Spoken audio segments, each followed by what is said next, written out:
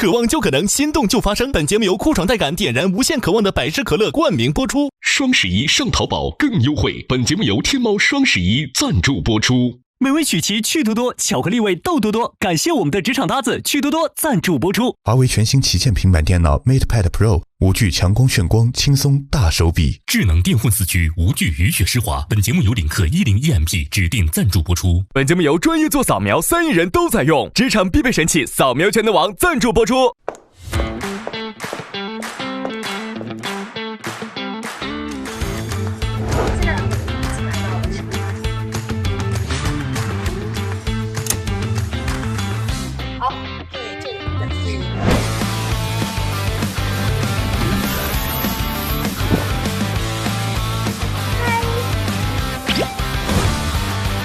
观众朋友们，请看大屏幕。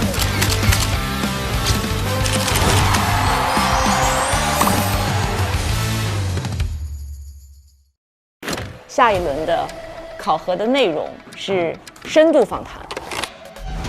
王者荣耀 Fly 张春、雪莱女，然后孟雨桐1v1的进行访谈，每一场75分钟，我们分成4组，2个人一组，前2名小组，每人可以各获得25分和20分。可不可以由我来主持？可以。真的吗？真的。这么轻易吗 ？Yes。我想采访他。那你来。我心目中更合适的人选就是你。必须。如果这一次我搭上的是任何一个人，我绝对不会让。但是如果是咱们俩的话，我感觉这是唯一的例外。我一定会努力把它拿下来。好刺激呀！游戏来了。在你上一份工作的时候，你是一个什么样的工作状态？可能每一天都是开盲盒的感觉，你并不知道今天会面临什么样的挑战。那为什么当时选择了去做另外一份看起来不太一样的工作？换工作这件事情就跟情侣分手一样，它就是没有什么太多的好妙的比喻。它端在那儿，这是必须要把它拽下来的。您其实改了几次名字，纯属扯淡，子虚乌有。你们在羊圈里唱歌，一派胡言，听不懂你的音，胡什么？但是没有看够，主要是。那您会害怕这种流量的消失吗？你觉得你面前那节会吗？这两个问题都给得很好，因为接下来还有2段，一段是 Fly 的，一段是张春老师。好期待。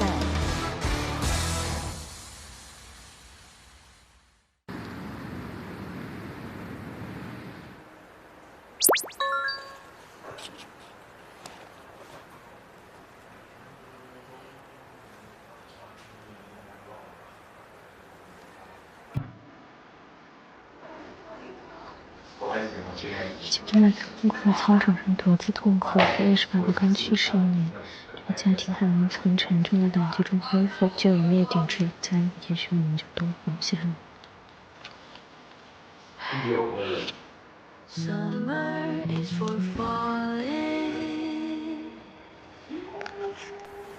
这是看哭了吗？是的，他看到了。他可能看到他自己父亲，书中，张老师提到了他父亲去世之后的一些心境。当你引用了他的书里面的某一段话的时候，瞬间可能会激起对方的某种情感，然后会引出对方可能带有情感的一些表达。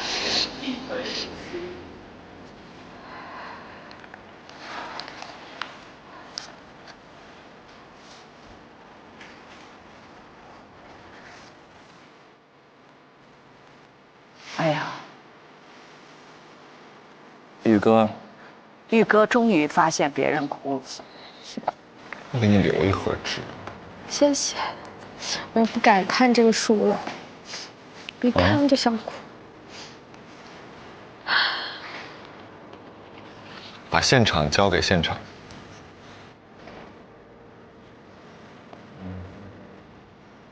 我老觉得这是我写的书，很震撼。我不敢再往下看了，再往下看我就得下楼去重新化个妆。我看一看。真的是想看不敢看，就每一句话都感觉是像我写出来的，我真不敢再往下看了。但是拿这本书，我心里会安心很多。很有力量哦。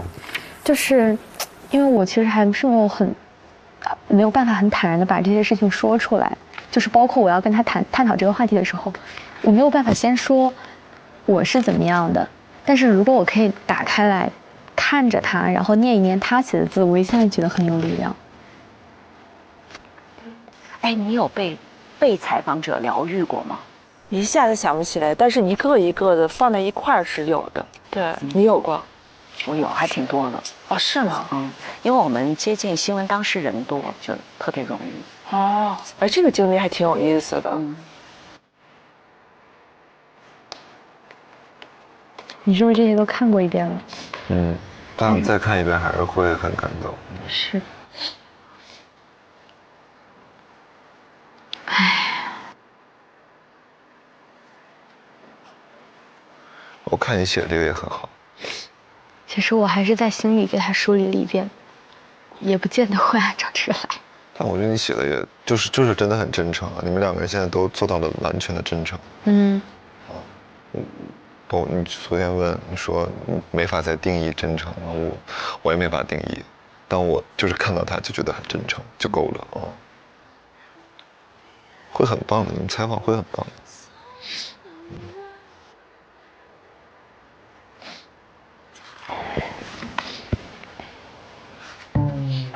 姿态在那转圈。他一直在后面绕圈啊，有氧运动。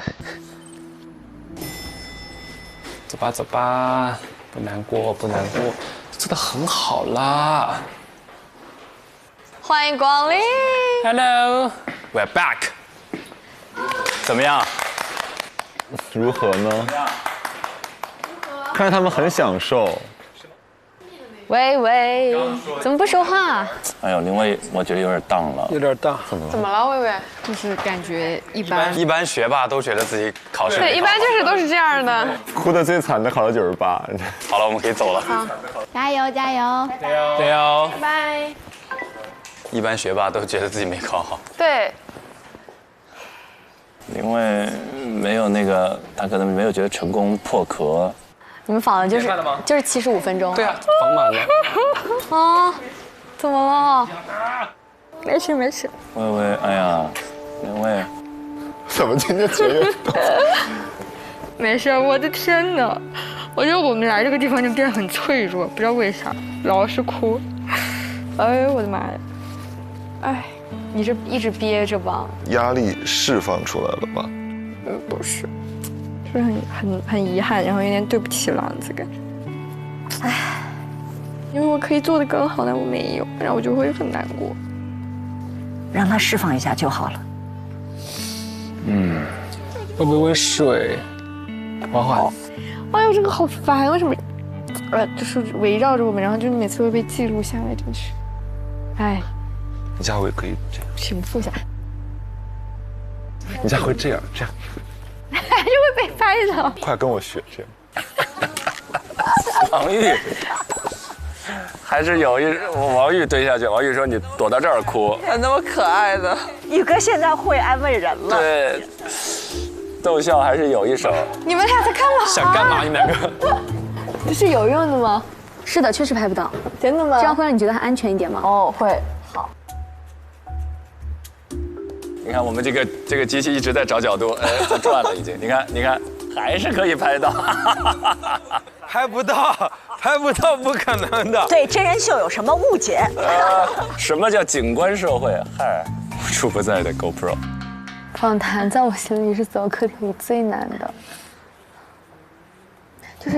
就突发情况很多，然后你每个人的理解也不一样，然后就会带有很多主观的东西，包括你跟艺人团队的沟通什么的。是因为孟雨桐她是一个戒备心比较强的人，你能感受到吗？但是我理解他，他也不能讲，他能讲什么？是个人都你看。但是我遗憾的点是我理解他，我完全不怪他，我没有资格怪任何人，我只怪我自己。我自己的点是我自己理解错了，就有点遗憾。但是你及时调整了，而且你最后也很好的完成了。那有的人被提醒了之后，他完全就再问不出来了，可是你还问了。对。你知道我第一次做访谈的时候吗？然后我说，听说你是一个什么样的人？他说我不是这样的人啊。然后我的访谈就结束了。结束了？就结束了。第一个问题就结束了。真的假的？为什么会这样？因为我的所有问题会很依赖那个问题。然后当然我也问了后面2个问题，我说怎么，他连回答3个没有。然后支点没了。那天我就问不出来了，我失语了，你知道吗？当时这是我第一次采访啊，比你要惨得多。75分钟给我的话，我只进行了15秒。这太搞笑了。哎，你知道吗？这个安慰特别有效。对，多说说自己的那点糗事儿，对，非常有效的安慰。比你惨多了。我觉得以后慢慢长大之后，有了成绩之后再回看这一段，多可爱。是啊，人家 underground 是 under table。under table。要不要给你拿一个这个靠上几点下？所以说我觉得你有你的专业性，你有你的稳定性，你有你的输出性，你不会有任何问题。平复了。真的很棒，你把头发压塌了，本来就塌了已经，很棒了已经，真的很棒。都好会安慰人。朗子，你真的很棒了，你把我头发压塌了，真的很棒了。这乱入了一句。宇哥，你确定在这里拍不到吗？他应该是拍得到的。是吗？但起码你会觉得它是安全的，进入了一个避难所。都怪你干嘛要看我？我刚刚看了一眼海妖的眼睛，哇，瞬间泪奔，这太恐怖了。我的眼睛里信息只有2个字：委屈。还好有你们，真的，不然可怎么办？哎，俊霖，你们现在这个年龄段的人都这么会安慰人的吗？就这是你们的日常社交状态吗？你们都这么会安慰人吗？就像朗子、玉哥这种，就是现在00后情商智商双高。这还是他们几个关系好自发的。但我觉得安慰人的第一还是你的老相识，还是子泰，这是安慰人是真的。对，其实有些时候安慰人真的还挺难的。挺难的。但是本意就是那个善良是流动，完全是对，那个善良是个能量。当你的善意出来之后呢，哪怕你词不达意，都会被对方都会感受得到的。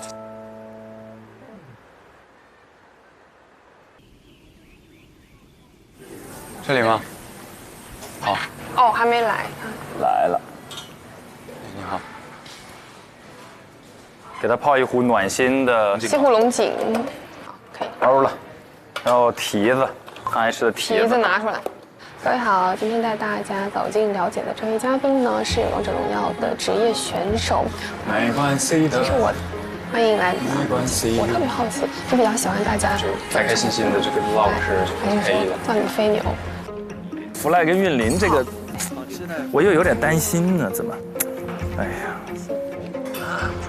请大家打一下弗赖。Hello， 大家好，我是请大家打一下弗赖。是一个眼位。没错，现在来看一下飞等游戏里的上半区。今年。就一点动静我就觉得是他来了。没事，不要紧张。太紧张了。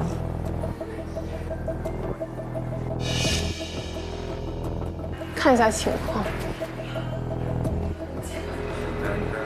我感觉没什么时间跟他沟通了，应该。现在已经40了，登场8年的这时间里，他获得了8次冠军和7次 FMVP 总。加油，你可以的！享受这个谈话的感觉，享受跟他见面的感觉就 OK 了。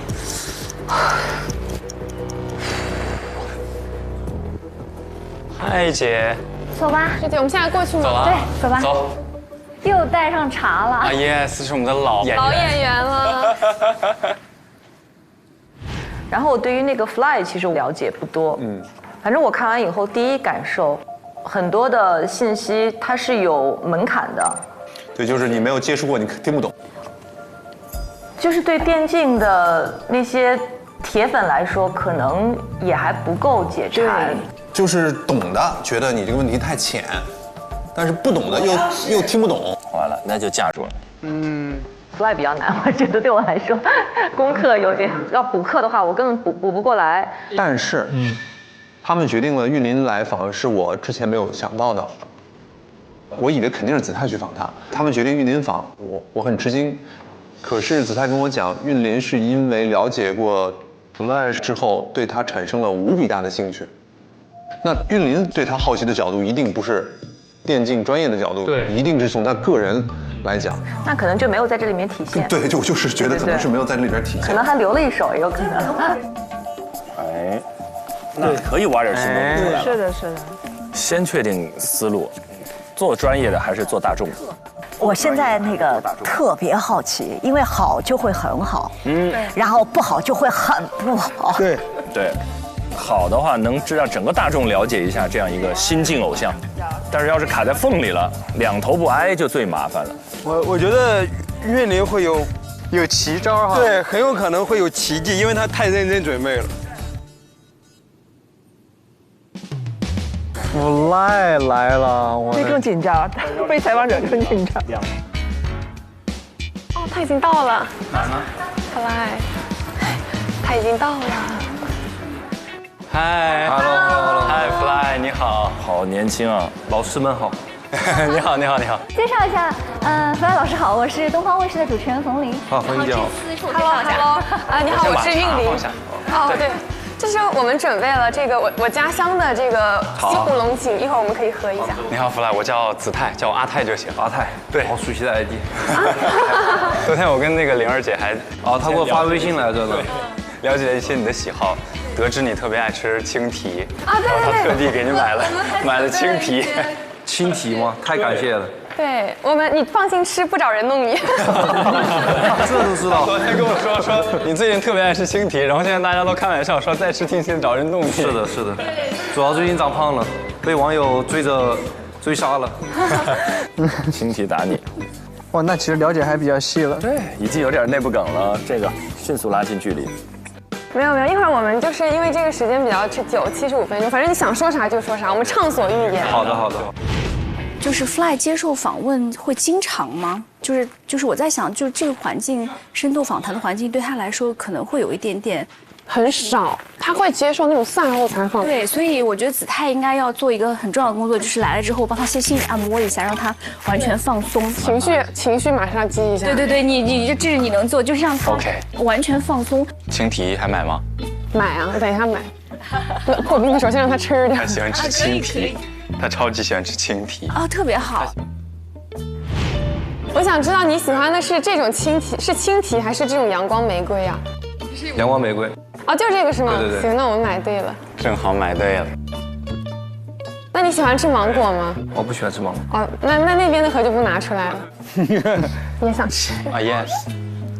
你好松弛啊！就因为不是你采访，你就可以在边上大吃特吃，太过分了。哇，好甜啊，一点都不酸。对，阳光玫瑰很甜的，巨甜。好家伙，卖完了子泰自己吃了。他其实在做一个氛围组的工作。哦。你很紧张吗？我千万不要问这个。对，一问好像就紧张起来了。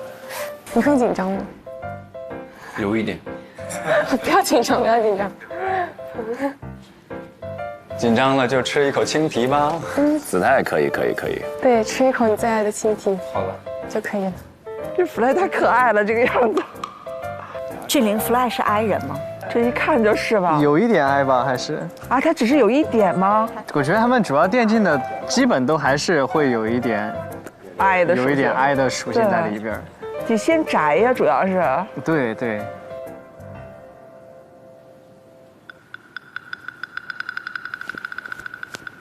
哎，你现在定居在哪里？俱乐部在上海，都在上海。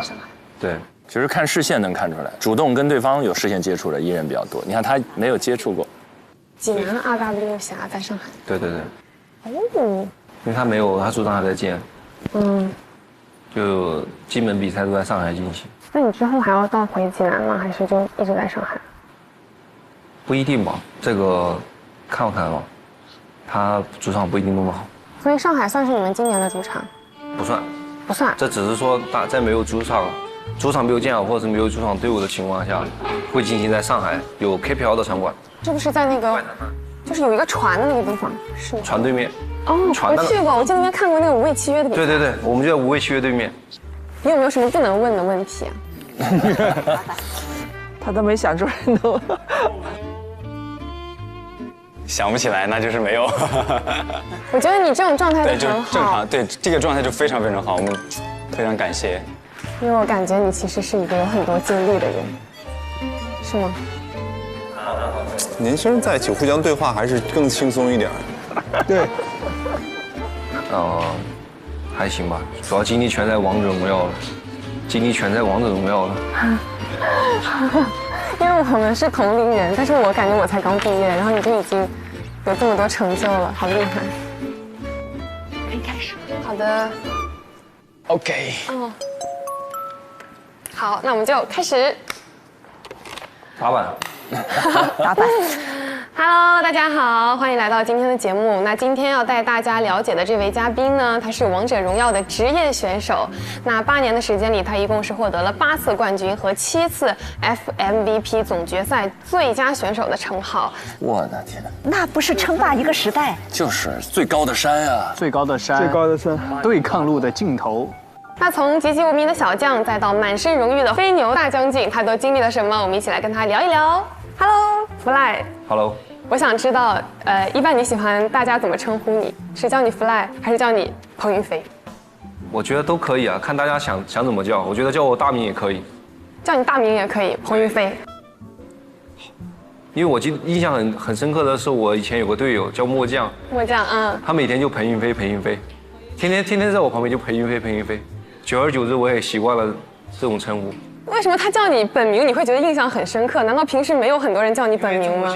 这么多届队友里面，就只有他一个人叫我本名，所以我印象比较深刻。但是他那个发音又很搞笑，知道吗？就还有发音比较可爱，那我就原谅他吧。他怎么发音呢？他就是嗲嗲的。彭云飞，是这样吗？比这个好一点点，但是差不多。比这个好一点。哎，韵林有他独特的方式。我刚刚有点过于就是做作了，是不是？还行。还行。好，那我叫你云飞吧，或者我叫你云飞和 Fly 好不好？因为你现在的 ID 是 Fly 嘛。对，可以啊。好，那我就换着叫，我都叫一叫。你最近是都在上海吗？对，最近都在上海休赛期。休赛期最近在干什么？我明天就要去新疆玩了，因为撒贝宁老师说了，不去赛林湖等于白活了，我不想白活。他还挺好玩的，好玩的，太可爱了。他们都有特别多的梗，其实。赛场之外，特别可爱。太可爱了，跟卡通片似的。对不起，刚开场就让我笑成这样。好的，那我希望你旅途愉快。但是在旅途之前，我们先来好好的聊一聊，好不好？很好的开场，不错呢。我跟你说一个特别有意思的事情，就是我觉得可能你自己都不一定能注意到。你还记得你是几年来的上海吗？我来的比较早，我好像是2015年来的。那你还记得你15年第一次来上海那个时候的情景吗？就当时坐个大巴车，我就3天3夜我就过来了。坐了3天3夜过来的。对，其实来到上海给我的第一反应就是我很迷茫。很迷茫。因为太大了，因为我在老家的建筑物它没有那么大。我一下车，因为我坐的是大巴过去的，然后刚好下去的时候那边很多高楼，然后我抬头望我就很迷茫，因为当时我要等我爸来接我，所以我在那边一直在自己在那逛，然后没有见过这么大的建筑物和商场跟超市。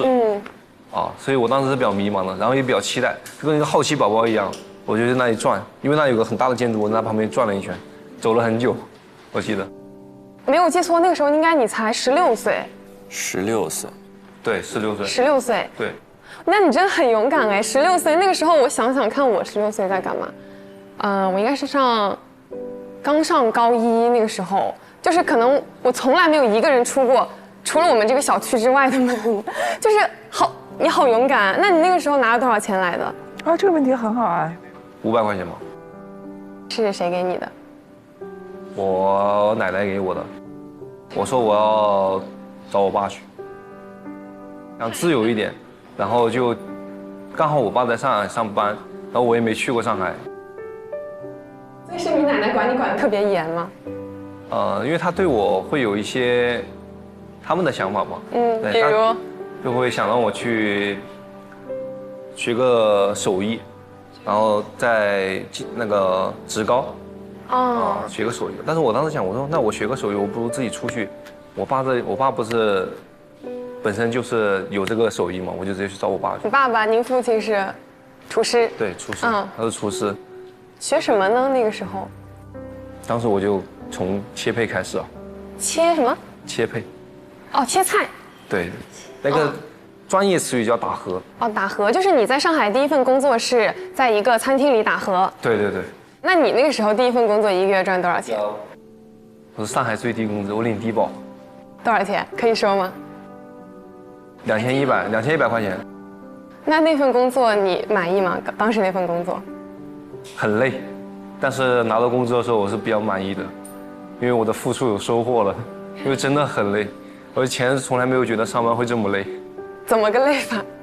这个问题好，真的。对，16场景化了。对，因为很热，夏天那里巨热，然后每天都是要去切料，然后搬东西。因为我那个职位是比较杂的，杂到什么程度呢？就是比如说今天 OK， 服务员太忙了，我要去跟他一起去端菜。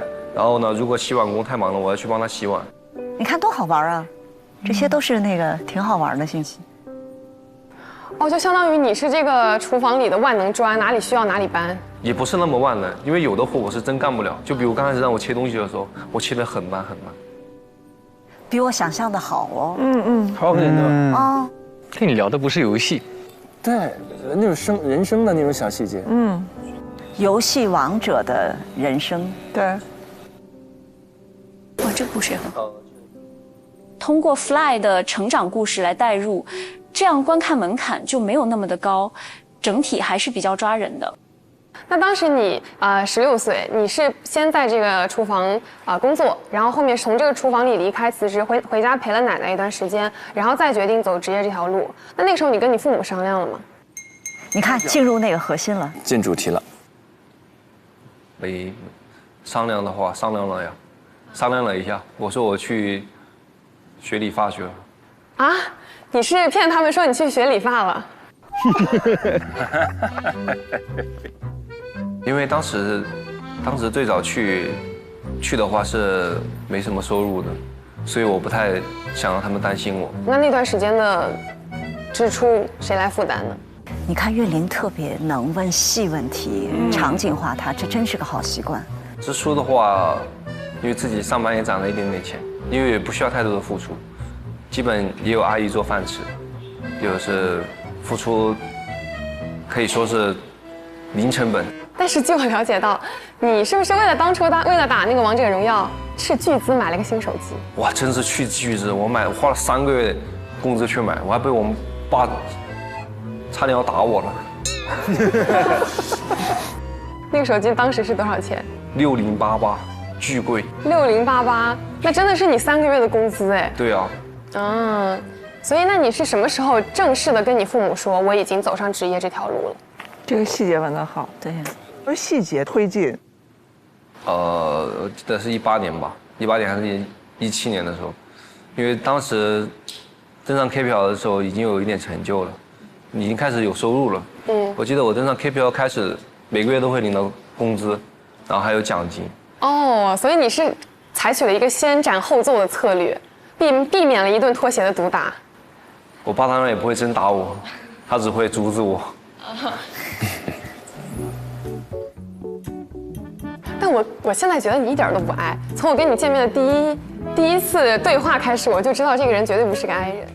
我有个故事，我跟你分享一下。最早打职业的时候，哎呦，打开了。你看，主动来。当时我的主教练是葛迷你，葛大爷。当时我每天打训练赛，我都是不说话的。我打完游戏也不怎么说话，然后跟他们基本就很难交流。我跟他们说最多的话就是可以打不了。然后当时我的主教练就觉得不对劲，他就鼓励我让我勇敢的开口说话。当时记得很清楚，他是给我的电脑上面贴了一个 nice， 他就让我说你不会说话，那你就从每天喊 nice 开始，让我多去跟别人交流。进入 KPL 以后也有很多这类的采访或者怎么样的，就慢慢的引导我就可以逐渐打开心扉了。对。天哪，我觉得玉林这一组要进入榜单了，我感觉。游戏。意外的好。Fly 对我来说也难，因为是专业项的难，但它脉络非常清晰。我觉得王韵玲有在追问很多的细节，因为你给他很多的抓手，让他可以讲自己的细节和故事。Fly 整个的输出和我们对他的了解都是达到一个新的层次的。那这么多年下来，有哪一段时间，或者说是哪个转折点，你会觉得自己有点扛不住了？可能那段时间确实处于一个相对的低谷。都是有效问题。怎么说呢？我觉得我整个8年的职业生涯有3次这样的情况。第一次是，队友的离别，就是18年 Cat 走了。对，18年 Cat 走了。因为第一次 Cat 走的时候我就很难接受，但是我没有表达出来，藏在心底里面。你为什么那时候不表达出来？因为我觉得很矫情，不太想示弱。他现在已经开始直面那个韵玲，开始有时候会有一些眼神上的交流了。对，已经开始接受了。对。那他走了，你有没有偷偷的哭？有的，偷偷的留小珍珠了，但是我没有跟他说。偷偷在被窝里哭。在宿舍小哭了一下，但是在他离别的时候，我是忍住了。他现在知道你曾经为他掉过小珍珠这个事情吗？他应该是知道的，但是他信不信你我就不知道了。所以你们的关系其实私下可能你们感情很深，但是你们不会互相表达，甚至有的时候还是那种互相调侃、互怼更多的状态。对，一般都是互相诋毁。互相诋毁？怎么诋毁？互相攻击。你怎么攻击他？我不太好说。也不是不太好说，他就转回到意识大的时候，我就说我要切死你，等着被我切。他当时玩中路，压力他。但事实证明，在19年的那个冬季赛，你也确实把他切了。对，赢得很艰难，打到巅峰对决才赢的。那一瞬间是不是自己都恍惚了？哇，我居然赢了我的老队长，最熟悉我的这个曾经的队友。你看，这些都不是表演提问。对，感觉很好，他有感觉。是不是你又想带他去上班了？哇，这个真的是他手感很好。对呀，就是一个真访谈者嘛。对对对，惊艳到了。这就是天生，这是有天分的。节奏都好。对。那据我知道啊，是不是在2019年，就是那场比赛之前，其实你们队里也闹了一些矛盾，是吗？是的，有点矛盾，因为当时是训练状态很不理想。然后呢，我们当时的指挥是770嘛，因为他心智比较成熟一点，他年纪比较大。他是老将，770是一位老将。对，他是一个老选手。他就说，能不能对自己狠一点？这个他不想上去丢人，因为当时是打的境外的一些队伍。所以当时他也很差，然后上去打境外的队伍也打得难舍难分。当时下来之后他就说，我们能不能对自己狠一点？然后他不想上去丢人，然后他就扇了自己一巴掌，就回去收拾行李，他要走了。哦，他是当着你们所有人的面扇了自己一巴掌。对啊。就是在比赛前夕，他说他不打了。对，他说他收拾行李，他要走了，我都懵了。我说我们都没扶出去走了，我们怎么打？我当时愣在原地了。因为当时我们的年纪都比较小，还有一个队伍比较小的一个打野选手，他当时就一动也不敢动，在那看。那然后是怎么解决的？后面我就说不行啊，没有辅助我们打不了，我们真得过去给他表个态度。然后我就带着他们几个过去了，然后我们就一人给自己的一巴掌，给他表一个态度，他就留下来了。一人给了自己一巴掌。对。谁先打的？谁先打的？太好了！什么叫做追事实？亲爱的们，真的就问事实不问态度。那表个态度都是事实。你看，谁先打的？我先打的。你先打的。他要个态度，我就给他个态度。哎呀，哇！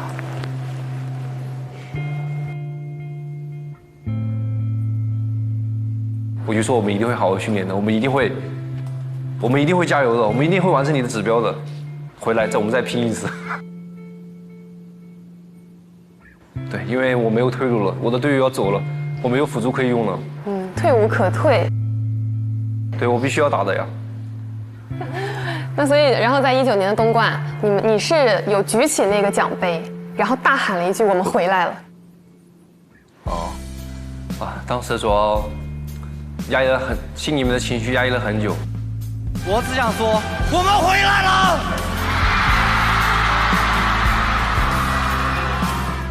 我觉得虽然他话不多，但他话里边很多细节，有的时候你会有画面感。励志故事、逆袭，然后兄弟情都有了，非常画面，我都觉得应该就他们队拍的电影，就是脑子里都有电影了。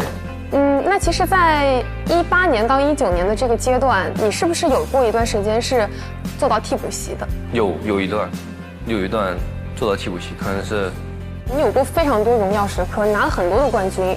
那为什么18年，即便是你这样一个经验很丰富、有过很多荣耀的这样一位选手，还是会被安排到了替补席？当时的我肯定是不理解的，那现在的话，我慢慢开始理解他了。哦天哪，真的用心了，2天的时间。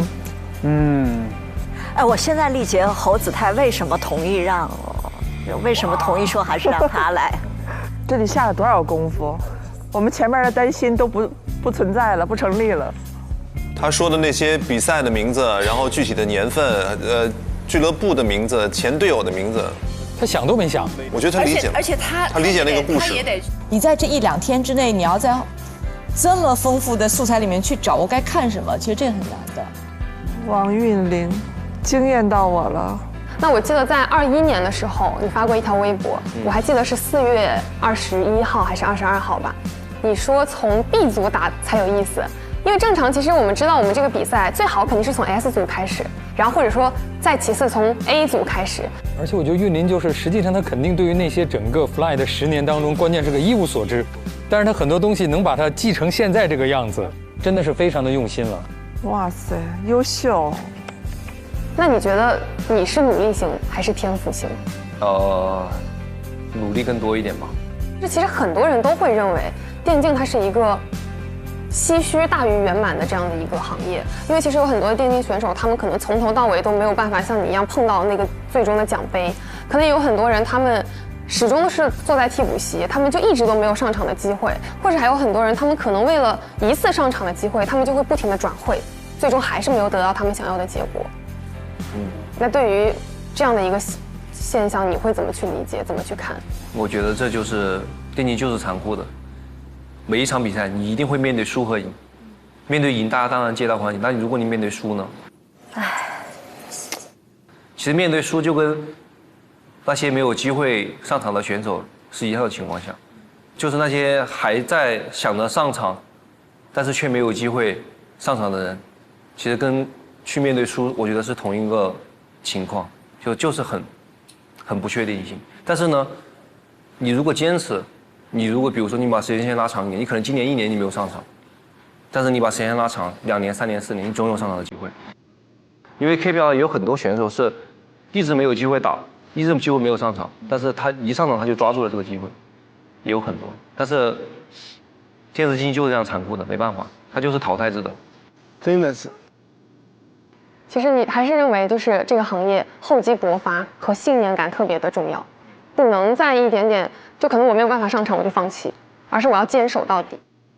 不管是现在 KPL 选手，还是未来想加入 KPL 的选手，应该把不能上场这个情况当成常态。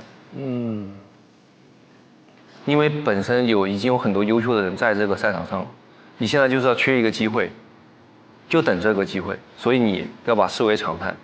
但是呢，你不能因为它是常态，你不去努力，一定要去努力，保持这个心态，有机会上场一定要抓住，就是要时刻准备着，不管我此刻上场还是不上场。对，这就是他成熟的地方。或者价值观也有了。故事、情感、价值观，对，完整。这个是优秀的采访。我觉得你是对自己认知很清晰，并且很知道自己想要什么的人。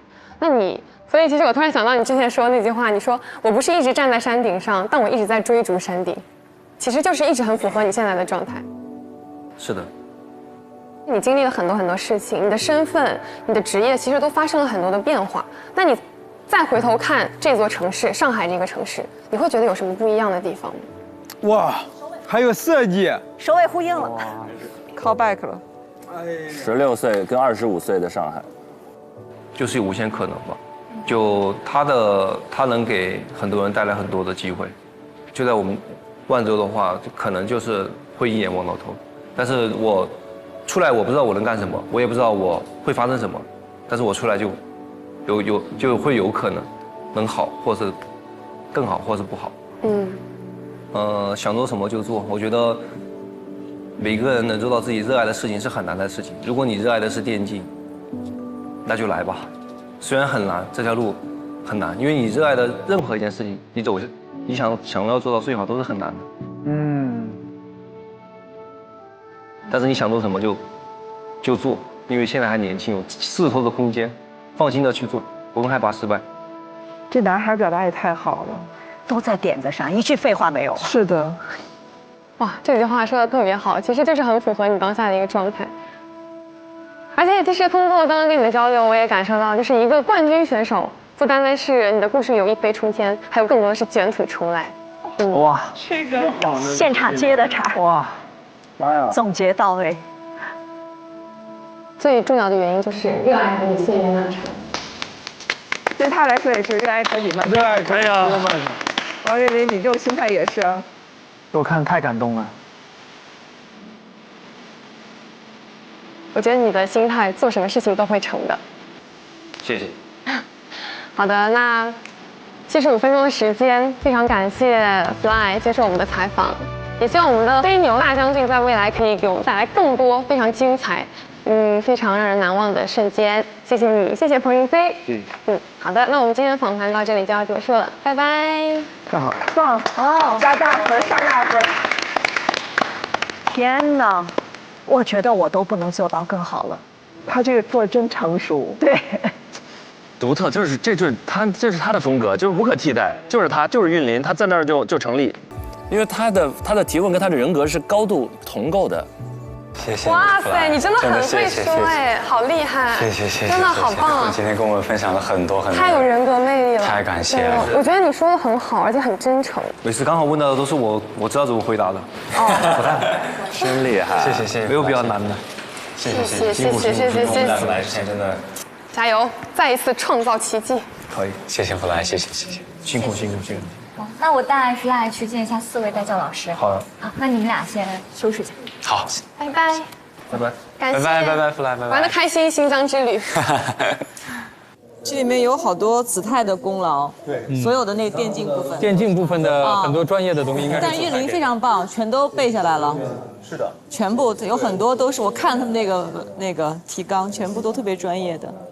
这真的得吃透，这不是背下来的。对，天哪，1天多的2天的时间，厉害，真厉害，厉害，这就天赋型选手。韵霖，真的，啊，一直不显山不漏水，韵霖。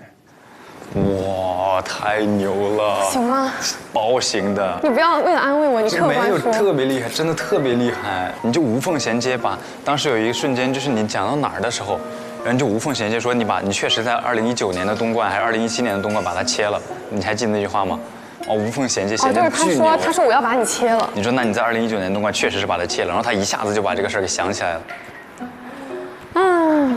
主要是他确实。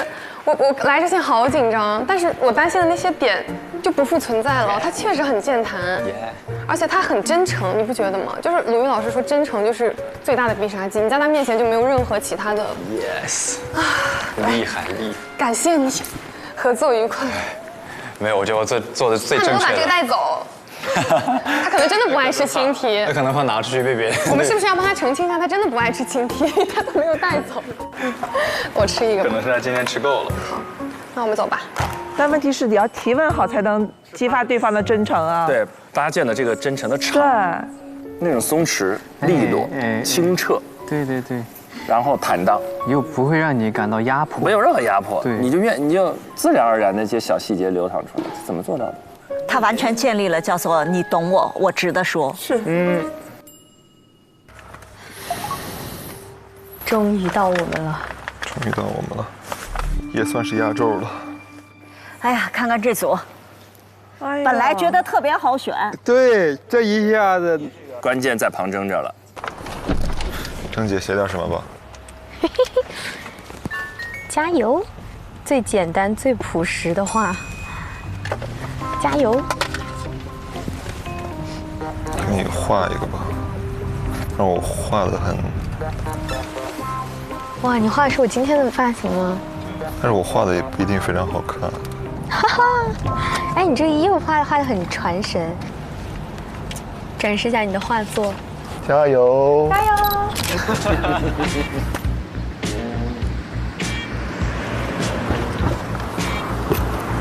走这上去吗？还要走吗？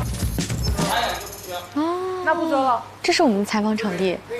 就这些全都是真书，然后这边会有一些画啊什么的。哦，我觉得这个场地它会比那种传统演播厅舒服很多，放松很多。我觉得一定要跟他先聊一聊，让他跟我们建立关系。对。本来是真觉得一点儿不紧张，这个等待的过程确实让人觉得，就是很期待，不知道下一秒会发生什么。真难为他们了，太紧张了。好运，来。好问题，来。张老师您好，我是东方卫视主持人冯玲。冯玲，那我们要去哪儿？我带您过去。好。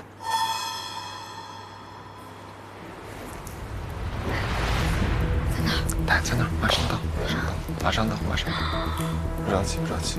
哇，终于等到。拍一集，拍一集，拍一集。如临大敌。庞真有经验，然后他也有他特别温柔话语场搭建的这种能力。看张老师了。Hello， 张老师。Hello， 哎，张春老师。你好，你好。这是我们2位实习生庞真还有王玉。真，你好，张春老师。姓庞真，庞大的庞。好，庞真。真，我叫王玉。王玉，那个玉是一个日一个立。对，你好，你好。感受到您的力量了。老师您坐这边，对，坐这。老师您坐这儿吧。吃饭了吗？吃了，吃过了来的。今天是这样的，是庞真他来采访您，对，然后呢，我在旁边做一些笔记。对。好。主要是2位沟通。对，我们昨天不是先给您发了一个那个采访提纲吗？看到了。你觉得有什么问题吗？或者我的问题是，你们真的打算在这个时间内把这些问题问完吗？哇哦！老师会不会觉得我们给到太多？而且每一个问题都在问我的一生。不容易啊，这个采访。大家是不一样的受采者。对啊，这里面最难的是张春。庞真第一个选择，这4个嘉宾他可以随便选，我觉得他选了一个最难的。他明知道张春已经跟鲁豫老师有过深度的交流了，他已经把那些很深的东西都展现过了，那你怎么再去挖那些呢？你说讲他的成长经历，这就反而觉得没意思了。也就是说，难度挑战也太大了。所以看他们能不能找到新的话题跟点。他得超越啊！我就想，天哪，用20个问题，用20个角度来问我的人生，对。不会的，不会的。对，那个只是我们的一个大概初步的想法，但是今天我们准备把那个抛弃掉。抛弃掉，因为还是想看老师自己比较想说什么，然后以及我们到底会聊到什么，就是不一定要按照那个东西来。因为我们在准备的时候，我们就是又很怕我们了解的不够，然后又很担心我们了解的太多。你不用担心这个，就是你想了解的太多或者太少，你也不能决定你能了解多少，对吧？因为这也不是你一个人的事，这还有我的事。是。如果年轻的采访者遇到这样的被采访对象是有压力的，他不顺着你说。对。我要说多少，这是另外一面了。你是眼睛红了吗？因为我们是这样，我俩从前天到昨天，先是看那个1003天，再是看《一生里的某一刻》，我是全看完了，然后就好几次就是真的是被感动到。对，我们一开始的想法是应准备尽准备，就把我们的问题全都列出来。但是我们在后期，尤其是给您提交完以后，我们会把这种准备缩小。我们会有几个核心问题，也是庞真他特别想问您的，就是挺好的。对。哎呀，你不用解释那么多了，姐都懂的。那我叫您张春姐，还是叫您张春老师比较合适？你喜欢哪个？那我想叫张春姐。好的。那2位可以随时开始，我在这边好，大家。你们准备好了就可以随时开始。那我们就开始啦。好。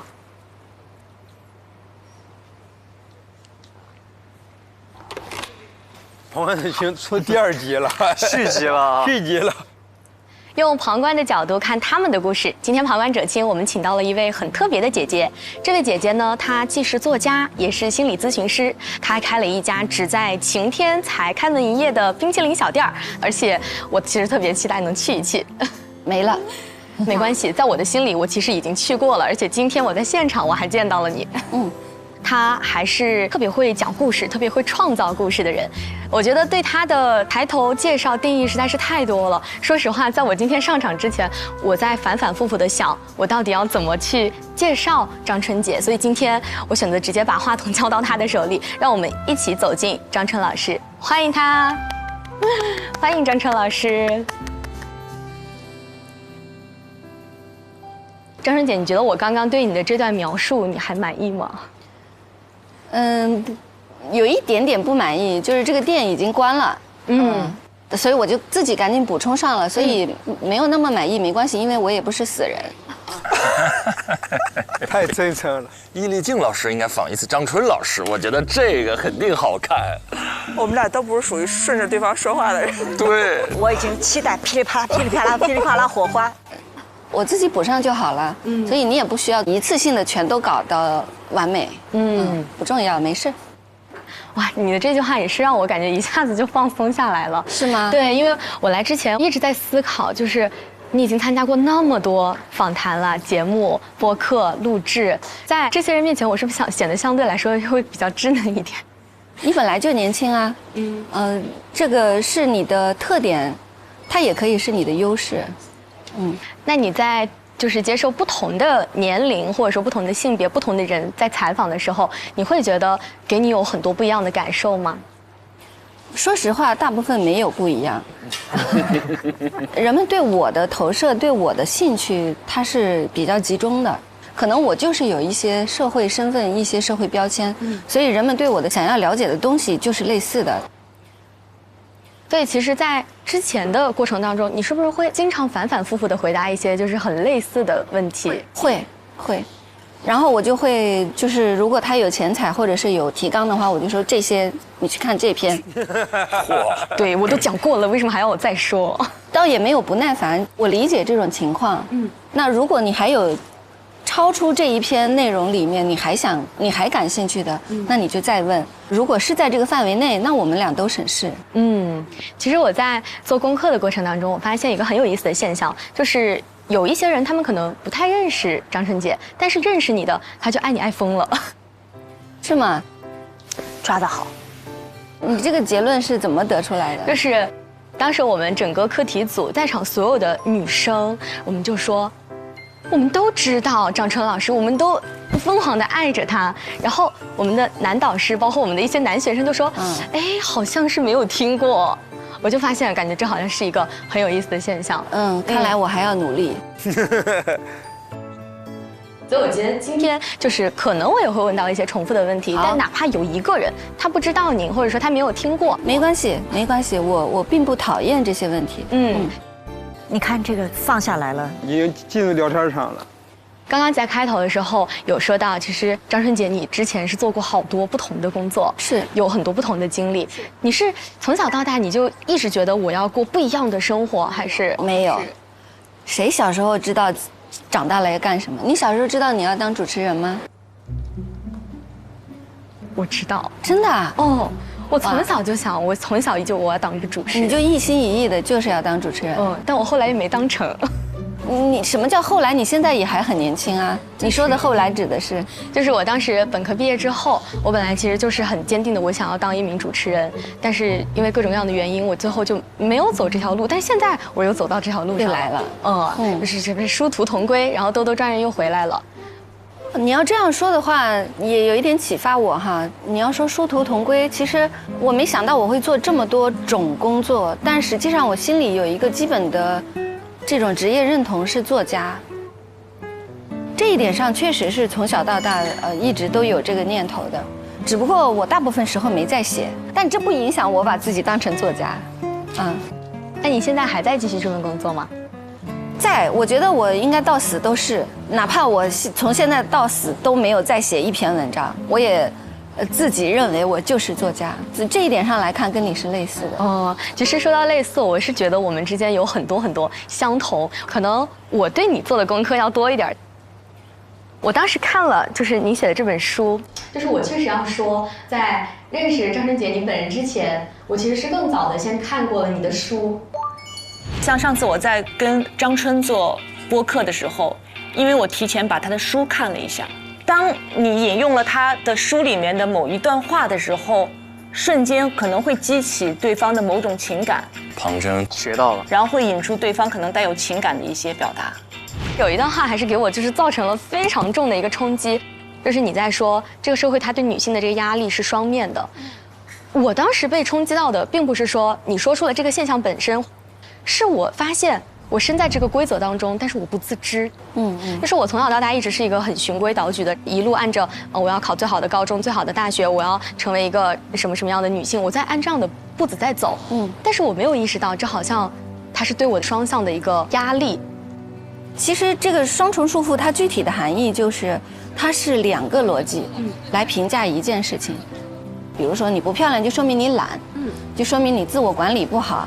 如果你太漂亮了，你就是在惹事，或者你就是在虚荣。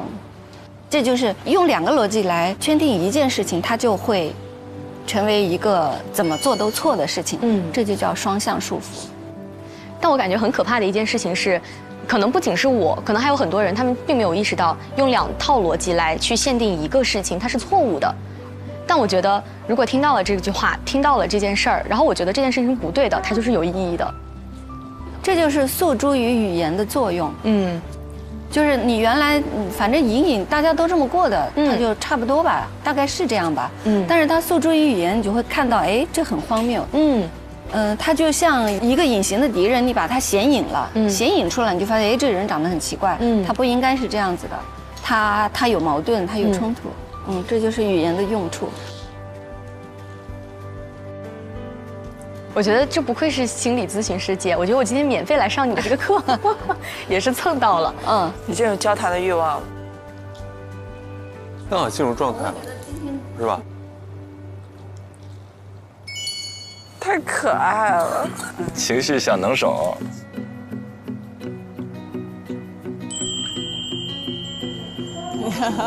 鼓励，情绪价值，情绪价值。还有这种啦啦队，我怎么没有？我以后得要一个。我也要一个。我去，咱俩互相给对方当啦啦队吧。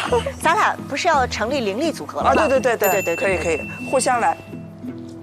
其实我早几天在看你的那个微博的时候，我还看到了，就是你生活当中经常会发一些那种就是小跟我妈的爱恨情仇，她很好笑。因为我有看到你，其实14岁的时候你就已经离开家去求学。对，我跟我妈妈在一起住这么久，这是20年来的第一次。我们已经分开很久了，其实有很多陌生的时候，我们甚至不知道对方爱吃什么，我们只有一个共同的爱好，就是吃瓜子。嗑瓜子儿。对。然后我也经常找茬跟他吵架，听起来你感觉很叛逆，可能也因为离开太早了，没有尝到我叛逆的那个厉害。现在可以尝一尝。对，现在正在尝，他正在吃这个苦。也不是苦，对于妈妈来说，它是一种甜蜜的幸福。真的吗？真的。这有细节了。跟妈妈的故事。我为什么一直拿这本书？我觉得这本书让我很有安全感，因为我在这本书里面看到你在写妈妈的那个部分，我就是想看不敢看，特别想读完，但是就是眼眶模糊到看不清字。我有时候在想，这本书会不会是我写的？我妈妈是会计，然后你妈妈也是会计，真的啊？然后里面的遭遇、经历、说的话、做的事一模一样。真的。对，然后我必须想读一下，就是我真的非常感触的一个部分，就是我的同学告诉我，遇见妈妈在空旷的操场上独自痛哭，那时候爸爸刚去世1年，这个家庭还没有从沉重的打击中恢复，就有灭顶之灾接踵而至，这一切又落到了妈妈的身上。如果换个人做我妈妈，也许我们就都活不下来了。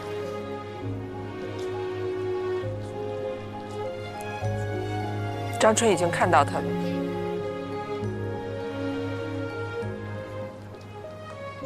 你也生过重病，你爸爸也走了，在一模一样的时间节点。我妈妈她是这样，在我爸爸生病的那一年，我做了一个手术，我的外公做了一个心脏的支架搭桥，然后我的外婆摔成了重伤，我们4个人住在一个医院里。天哪！然后所有的担子落在我妈妈一个人身上。天哪！那个时候有没有什么支柱可以支撑着你下去？完全来源于你自己。我妈妈，就我觉得我是我妈唯一的支柱，她也是我唯一的支柱。如果我垮了，或者我伤心了，或者我崩溃了，她一定会比我先倒下，所以我必须要牢牢地立在那个地方。所以我在看这个文字的时候，我突然有一种就是平行时空的我自己，但是我写不出这样的文字，我只会说我妈好惨。但是我在看你的文字的时候，我有一种就是很震撼的力量，然后穿过我，击打到我。你说有这样的榜样在我的面前，善待生命的决定也变得越来越清晰。我觉得他也看到了，我比那个时候幸福多了。我现在觉得人生还挺有意思的，可以的，我们都过来了，多有力量的故事。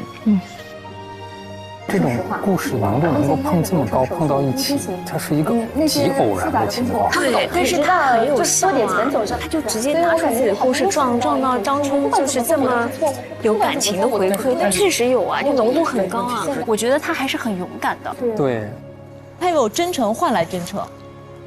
小时候我没有意识，就是什么是榜样。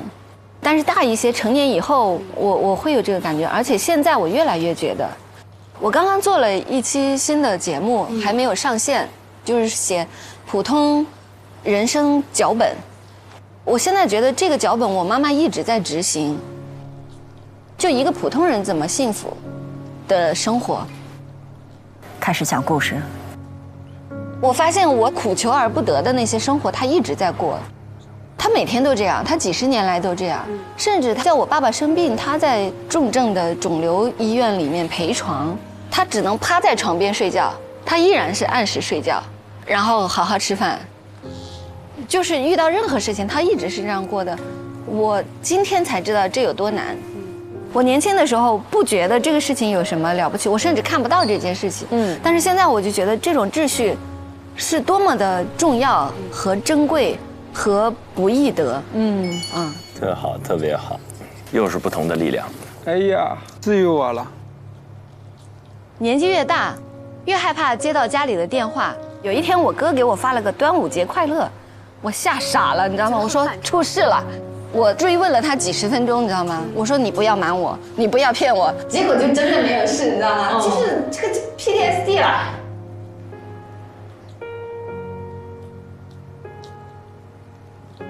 就是你会忍不住的眼泪湿润，不知道为什么一看这个一直。你共情能力强吗？就是因为这很容易让人共情。对，我使劲忍着呢。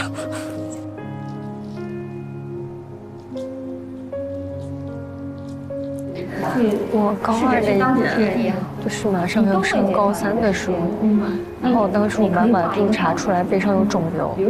我是在后来我妈妈已经来上海肿瘤医院，就是全部手术做完之后，然后我才知道肿瘤特别不好，所以我刚讲的时候我知道那种后怕的感觉。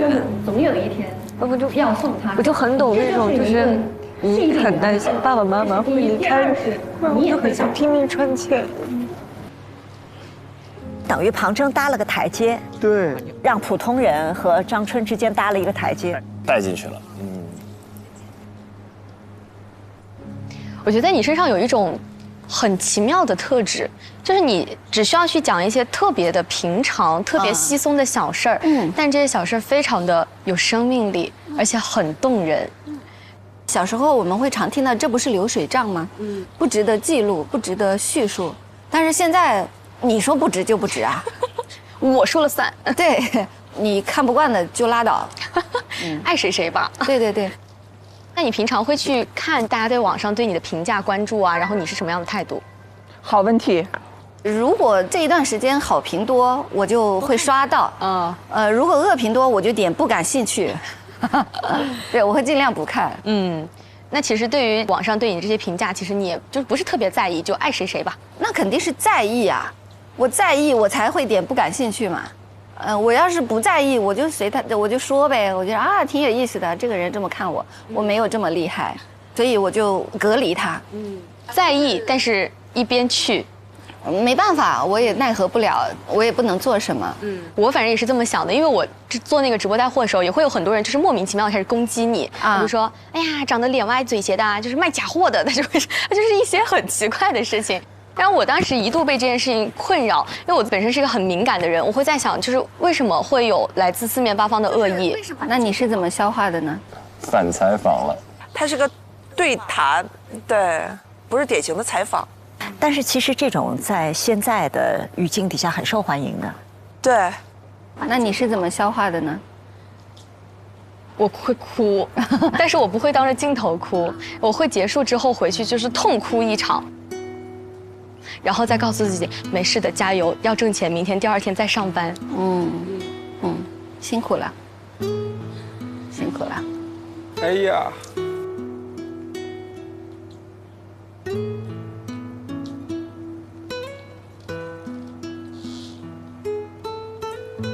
不容易，你去消化这些不会很容易的，但是我可以告诉你的是，老一点就会好一些，对你再过10几年、20年，你可能哭的时间短一点，甚至不哭，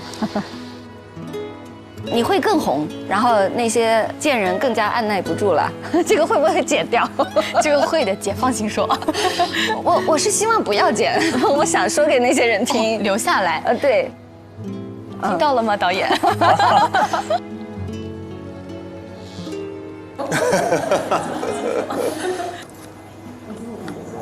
我们在今天见面之前，向鲁豫老师偷偷的打听了一下你，然后鲁豫老师他其实一直在重复的强调，他说你是一个非常真诚的人。现场我也感觉到了，就是你可以和一个第一天见面的人，然后去谈论你的妈妈。在我看来，这其实还是一件蛮隐私的事情，感觉好像陌生人之间他没有办法那么快速的去建立联系。所以我当时也特别的忐忑，我说这能说吗？我说我很害怕，就是当我去表达这件事情的时候，然后对你来说，它其实可能是个负担，或者说它其实是一件我不太去愿意说起的事情。但是你有这么多责任吗？我觉得是这样子的，如果我有负担，我就拒绝呀。所以我觉得这不是你一个人的责任，这个谈话是我们2个人的。所以你做你的，直到你被阻止。特别好。王玉又给情绪价值人说好。要不然我们怎么衡量我们可以跟别人干什么呢？我对我的生活的看法就是，所有的事都在冒险。当然了，你是第一次见面的人，这是一个冒险。可是认识5年的人也会背叛我呀。那何以见得那种情况下就没有冒险呢？都有冒险。你说我们是第一次见面，但是这也可能是我们最后一次见面。所以，如果我们不把这个当成是第一次见面，而是最后一次见面呢？是不是可以说了？好像感觉什么都能说了。对呀。有没有可能也不要去听那些大道理什么的？对，很多大道理他们就是骗人的，所以少听一点。所以你其实对于这些大道理，你会保持一种很警惕的心理。对，就是我现在何止警惕，我根本不听。包括一些针对女性的这种老登话语，比如说你要独立，你要大女人什么的也不用听，他说白了都是大道理而已。啥叫不内耗？张春就是像那种野草似的那种野蛮的生命力，特别蓬勃。就用郑清文的话说，就是当命运垂青我的时候，我就信命，啊，他不垂青我，我就不信。这倒是也给了我一个新的视角。是的，是的，丰俭由人这些道理呢，你可以听，但是我做不到，它就是没用。警惕那些大道理，警惕那些金句，更要警惕那些爽文。对，我也觉得世上可能真的有哈，但是我不信，那我就只讲我相信的故事。我觉得张春的生命已经被迭代，就是又更新。他进入了表达值得的状态，就是值不值得说是知识分子最大的防。哇，太好了！我觉得他已经不是在访谈他对面的那个嘉宾了，他甚至都没有说让对方回答问题，就是他抛出一段自己的想法、感受，然后等待对方的回应。只有张春，你只要跟他坦诚，他什么都能接着。对。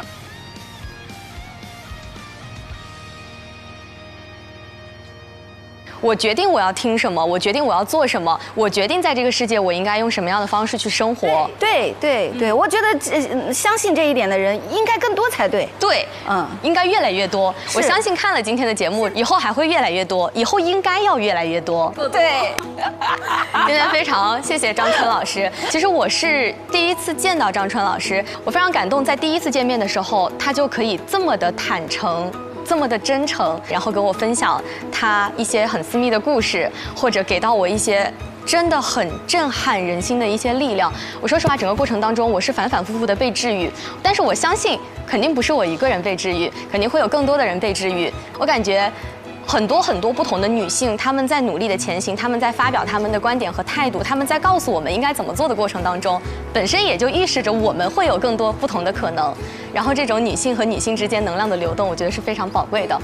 虽然刚刚张春姐说我们今天是最后一次，但我希望不要是最后一次。那我们可以再约。谢谢张春老师，谢谢你，谢谢张春老师，谢谢，谢谢抱一下好不好？谢谢你，辛苦了，谢谢。这很难，真的很难。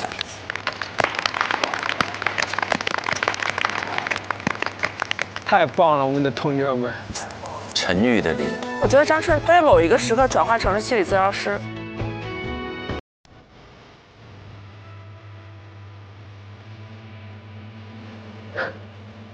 谢谢姐，辛苦你了。所以很辛苦，对不对？你要做很多事。对，但是你跟我讲那个辛苦了，我还是觉得好久没有人对我说辛苦了。然后我觉得今天我是更幸运的那个，不是说我能力更强，而是我有机会在这里可以坐在这里面对你和你交流。但是我一定把我的搭档邀请过来。给你们画个符。对啊。但是我在央美面前，画得很好。我就是觉得央美认证。是吗？太好了，那我开心了。啊，因为我非常好。我也抱您一下，谢谢。哎呦，慢点。太费劲。没有，不会。老师您先。谢谢，辛苦了。哦，我喜欢，怎么办 ？Oh my god！ 难了！哇，这个太难了，这太好了。哎，我们这一期开始之前不是信心满满，觉得这盏灯必亮吗？这怎么弄？幸福的烦恼现在是都这么优秀。对，这两段都是震撼的发挥。我们先说前面韵林那一段。哇，那一段完了之后，我内心真的难以平复，久久难以平复。我不知道为什么韵林身上有非常清新的一种特点，而属于这种年轻世代、00后世代沟通交流和访谈的一种新范式出现。他的接话怎么那么自然，又短又细，然后像小针一样准确。说我们当时每个人抽了自己一巴掌，谁先抽的？就他那个下意识的反应太棒了。我自己会觉得是王韵林的这段采访是成熟的采访者的样子。因为我一直觉得，就是某个行业做到某一个级别的时候，它一定是有天赋存在的。对，天赋加努力才可以达到那个级别。在这段采访中，我甚至都没有见到青涩。这个是让我觉得特别感到惊艳的。虽然说张春和这个庞征那个故事特别感人嘛，但是如果说采访的话，我还是选王韵林。还有一组，选2组。选2。就现在你要选1、2名。哦，那就是雨佳和诗文嘛，是第2。没错。但是我觉得王韵林的那个是断崖式的。哇，这么高的评价，在这4组里面，韵林是断崖式的优秀。他是一个完全成熟的，这段采访拿出来就是成熟的采访。哇，天哪！简单的说，就是你看完一段采访之后，你对这个被采访者，无论你认识不认识，你不认识，你可能会想认识他，对不对？或者你对他有一个觉得这个人是丰富的、立体的。那你认识的人的话，你会觉得说他有这样的东西，有增量信息。就我们采访就要说重新打量每个生命。比如说对于公众人物来说的话，他有没有被重新打量？叫者来女和 Fly， 我甚至看了他俩的采访之后，你知道，我现在对这俩人感兴趣，我想采访他们。你们觉得里头有什么废问题吗？起码现在呈现出来的没有。但是我至少我个人感觉是庞征也很好。我觉得如果一段访谈的内容可以打动看的人、听的人，它本身就是有质量的。至于我是用一个问题激发的，还是用我自己的故事激发的，我都是激发。所以我觉得在这个意义上，采访者有的时候未必是用一个问题，他敢于用自己的故事来激发，当然也是一种激发。他激发了张春对某种生命状态的表达，就那个表达本身是感染人的。就是韵林和庞征，他俩一个很大的区别，一个就是让你有没有回到当时的场景里。韵林其实一直在让 Fly 回到细节，去给大家展示出来我有这些东西。但庞征给我的一个感觉是，张春老师在照顾庞征，是的，在治愈他。对，在治愈庞征。如果说只是对人物的理解的话，肯定是我对 Fly 更好。但是那种情感触动上来说，肯定是庞征这一组会更好一点。我从观众的角度，我觉得我在那一段里面，其实我是有收获的。就如果你前面对张春了解的特别多，你会觉得说但其实大多数的人也许没有对张春那么多的了解。那么那一段，我觉得我在那一刻从情绪到内容上，我是被打动的。它也许不完整，但是它打动人。我的评价是一个采访者，那采访者的话是王韵林，他是靠着采访，就真正是访谈的这种状态出来的。庞征的话，他是在某一个点打到了这个他的被采访者。有没有这种可能？就比如说庞征去采访另一个人，那你觉得他现在呈现出的这个采访的提问的方式和表达的方式的话，会达到什么效果？但是你也没有办法判断，叫庞征去采访另外一个人，他不会用别的方式。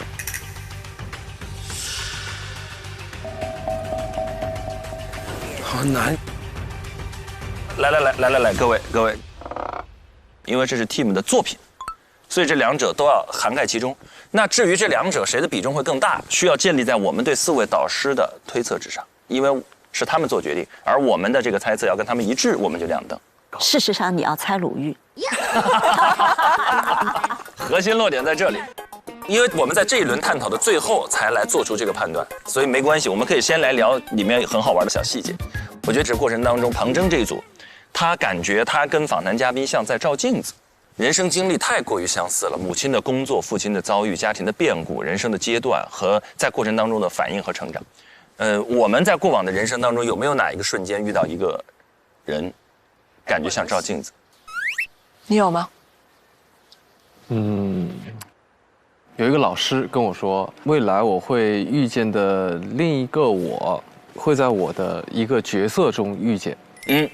离开他那儿之后，我在回去路上，我就看窗外那个路过的这些街灯啊、建筑啊，我就突然间想到我曾经有个角色，就是在拍我一个人，可能一些很碎的过场戏，然后在换机位的过程当中嘛，就很快，我就一个人在旁边一个角落里待了会儿，其实也没事儿，但是我就那一刻，我就突然间想哭。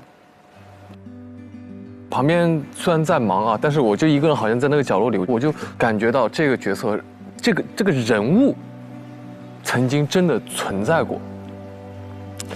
然后呢，我心里就有一种在跟他对话的那种感觉。我说，我说你是什么时候的？我说你是不是真的存在过？那个角色呢，也是我在演戏的过程当中的一个转折生命角色，叫萧景瑜，就是我。去年在拍第2部的时候，一个人在角落里，我就觉得这个人真的存在过，就存在过，我曾经见过他，这种感觉，就一个演员和角色合体了，对，那种感觉就遇见了哈，对，就是遇见了，时空里那种就重叠了，就撞击了。这个角色也是给我职业生涯带来一个转折的一个角色，那种是比相信更大的力量，我觉得。志胜有吗？我还好吧，挺独特的。有2个智商就可以演漫才了。对，有2个智商可以演漫才了。我还好，但是我碰上那个，我当时去演戏的时候，会有光剃，就是4个剃光的那种，然后跟我长得巨像。郭兰哥他们不也有去我那个戏吗？一开始在那盯着我半天，我在那边，我在喊他们，他说你不在那边吗？然后一看是那个我那个替身，就长得巨像，而且我俩之前都没见过，我俩说话的表情都有点像。哦哟，真的。他也是山东人吗？他不是山东人。哎，那个人他自己有什么感觉？他见到你的时候，他也很震惊，他跟我说哥，我也没想过我有一天能当男1号的替身。其实表达那个意思就是没想长成这样你能当男1号，他说我也没想过长成这样能当替身，所以说这个事情对我的感触还是挺深的，因为长相肯定会带来很多问题，这个事情是大家对你最直观的一个，会释放的一个信号。所以他当时看到我之后，他经常会说我治愈了他一点，就是庞真也会说的那个叫他看到了另外一种可能。因为他只在这个长相上看到了不好的东西，但他说在我身上看到了一些可能性，看到了一丝温暖，就是那个时候，但是他也很快乐，也很开朗。我不是说那个他就不快乐不开朗，但是他一定会是带给过他一些不一样的东西。所以说我俩看到之后真的是互相治愈的一个过程，我俩感情就在现场就特别特别好。哎，那你们交谈的话，你们能谈得来吗？谈得来。频率什么的话，就是我们曾经因为长相受到过那些的伤害，很类似，你知道吗？那些的伤害很类似。就那个时候我看到他，我真的就是觉得我相信了很多事情，就是你的局限性，在这个局限性里，可能你能很幸运，就是你突破了。但是你也知道，这个东西就可能就是你的局限性，很奇妙的命运，很奇妙，因为离得很远。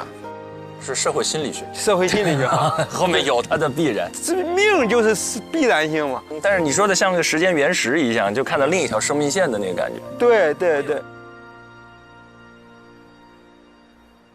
最难的地方来了，就是我们需要在4组当中选择2组，不仅要选择2组，而且要猜出一个顺序。就是导师们评价的第1名和第2名分别是哪一组，然后我们会在后面的照片上盖上我们 offer 的红章。如果我们的猜测2组正确，而且顺序正确，点亮这一期的这盏灯。第1组王韵麟，我现在我也说，然后第2组李雨佳。按这个顺序来，韵麟和雨佳，这是易老师的。哎呀，我这反驳专业了。就在我心里，雨佳他们第1名，然后韵麟他们第2名。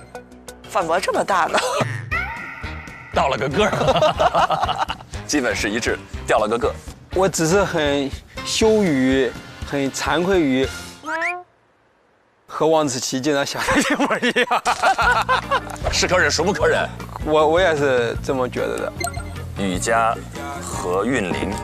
雨佳和韵麟，我觉得在采访技巧上，包括在整个的感受上，可能是韵麟给我的感受会更好一点。但是我又考虑到节目的一个整个的呈现上，像易立竞姐说的那个有种、有料、有趣，我觉得相比于韵麟来说，可能雨佳更贴近这3个一点。因为我觉得芷来女老师她在里边又讲了很多爆料的东西，又有很多态度的东西，然后又有很多有趣的东西、有料的东西。我觉得这个可能从我对这个的形式感判断来说，雨佳第1，韵麟第2。我觉得智胜都已经连宣发这块都考虑上了。哪个能上热搜呢？俊麟呢？好难啊！你就按照自己真诚、真实的想法说。我真实想法跟他们2个一样。我从几个小细节的话，你像诗文在旁边的那种提醒，也是带教老师们一直看到的东西。就是因为它也是这个打分的一个层面，那个 team 的感觉。对，有道理啊。我从配合的层面来说，我可能会觉得说他们的配合可能会更默契，对，更默契，然后也更恰当，对吧？对，他的那种举牌很恰到好处，对，又给了他提醒，又没有让嘉宾感受到这种在采访的突然跳出来那个状态的束缚当中。所以说这个可能是我投他们第一的一个点。有刚才俊林说的这个 team 的这个合作的状态，这个要素引入之后，在我心里稍稍占得一点先机。我觉得雨佳这从2个人的角度来讲，那确实棒，他们2个人相得益彰，珠联璧合。但是王玉在最后一组上起到的作用确实又有限了一点，这怎么弄？哎呀，我可能有一个不太一样的选择。嚯！我其实是有一点想把第2名给到庞征的，但你说李雨佳那一组好不好？很好啊，所以我其实特别急。这好难啊！这次我们很少出现如此多的答案，百家争鸣的这个多好啊！这说明这些年轻人们都在成长，成长太快了。当大家分享了这么多理由之后，每个人心中应该升腾起一个自己的答案。我们还是老规矩，我们用举手的方式。我们先为第1名举手，心中认为在刚才4组采访当中，觉得这个第1名是王韵林组的。3、2、1，请举手。来，你什么时候被挖过去的？你最开始不是？对呀，你不开头的吗？因为我说了，我自己内心是排第1的是韵林他们那一组，但是那既然2位专业的都说他们依然是第1，那我肯定是选韵林这一组呀。这就是容易成长的人，不犟。采取了专业的意见。那个极有可能最后我们集体都是什么？不会吧，2位，我们今天一期节目可架在这儿了，访谈界的两个门派。王子琪，让你看看什么叫推免的实力，一会儿你等着。怎么把我架起来了？让你看看2个 master 的实力。master 合并了。哎，我就宁可是错了，我也要维护我心中的秩序。央视和南方内力雄浑激荡，中传和北科这边也是毫不示弱。那我们直接投第2名，我认为第2名不是我俩都不举下手吗？你第1名，我们的这是太不尊重master了。不，你提个名也行呀，你举，觉得第1名是雨佳队伍的，请举手。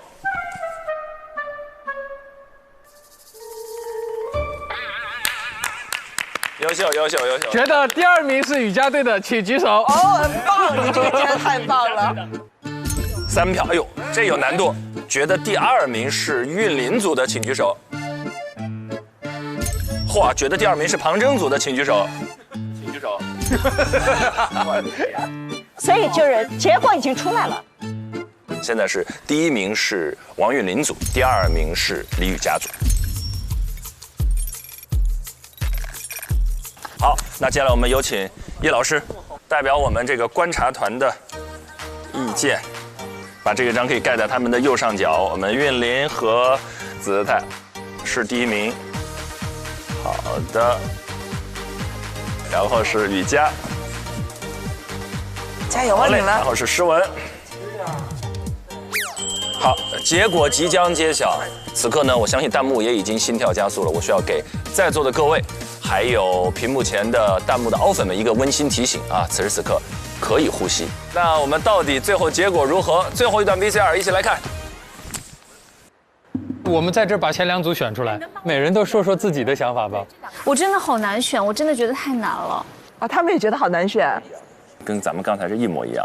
芷兰女那组还是比较好的。而且的确，可能采访对象也比较好，能够讲出很多故事，给到我们很多不知道的东西。然后林蔚整场她表达非常好，虽然话有点长，但没有纯情绪表达，她是有她的逻辑在的。但是呢，她没有能够打破孟雨桐那个壳。但是就是端上去没下来。这是有一个缺陷在的。孟羽童那组呢，我能看到他们每个人的巨大进步。我现在回想，杨利伟第一轮采访易老师的时候那个状态，和今天采访羽童的这个状态，那绝对进步太明显。我觉得这个是不是跟您之前做了非常久的一个记者还有主笔有关？就是这些大量的练习对您后面做主持人有一些积累和积练。累吗？你觉得在格力上班的时候，你觉得你的前老板他是一个什么样子的人？松弛多了。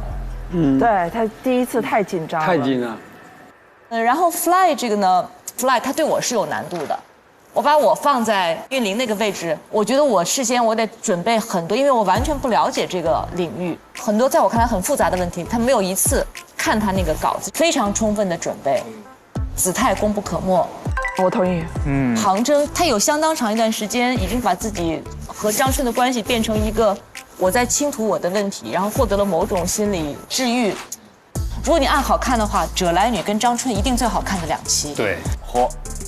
但如果你要按考核的标准的话，庞征他有真诚换来真诚，但很多时候其实并不是他问出来的。哎呀，跟易老师一模一样啊！英雄所见，果然略同啊。所以我们现在有一些纠结，我可能更倾向于 Fly 这一组。你们先讨论一下，也许我还会变的。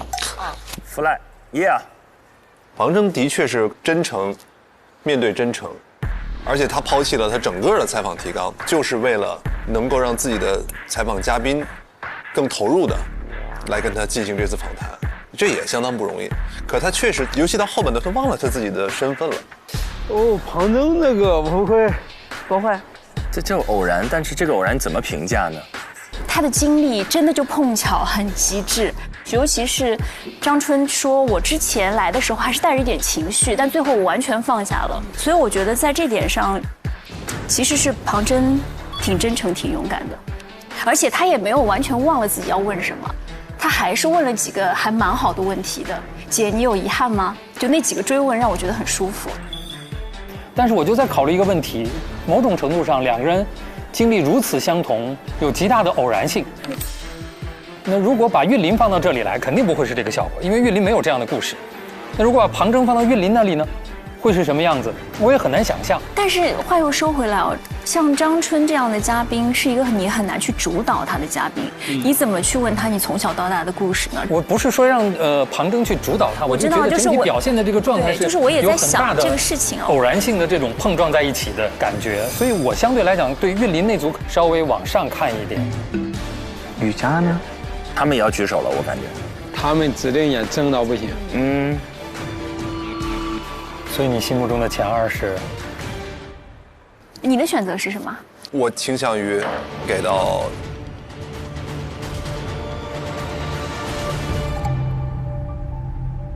哇呀！不会吧 ？No way！ 他们的那个讨论和我们的讨论其实很像，高度同构了。所以说明我们是专业的，是最专业的两位老师，最顶级的，最顶级的。小小的年纪还不懂什么是爱，却被你甜甜的笑给打败。你长着大大的眼睛，哦，那么可爱，说话的手往哪儿摆？都完成功课了。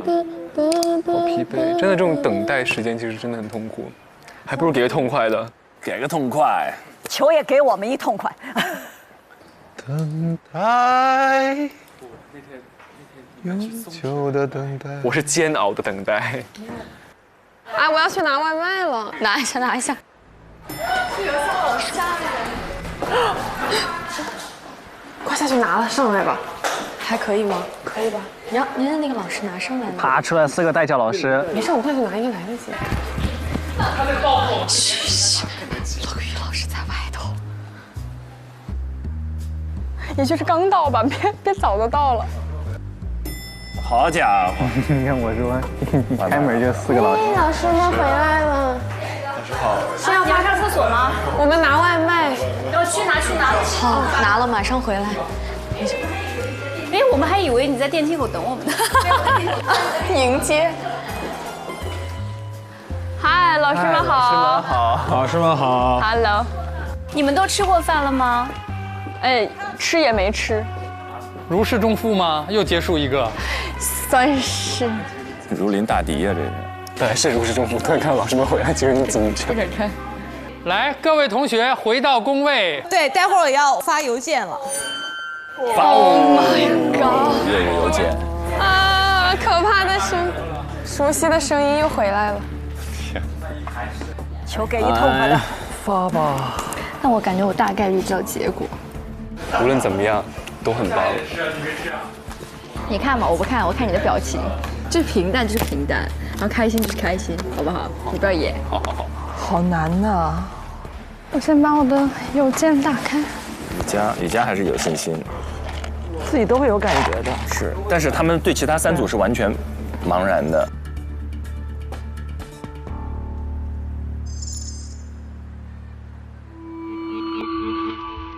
这干嘛？这2个助教师姐。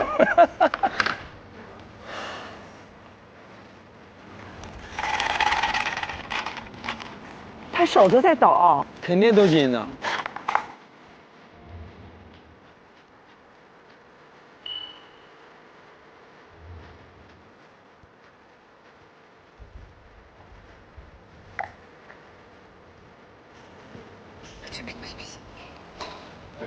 心跳有点快，现在。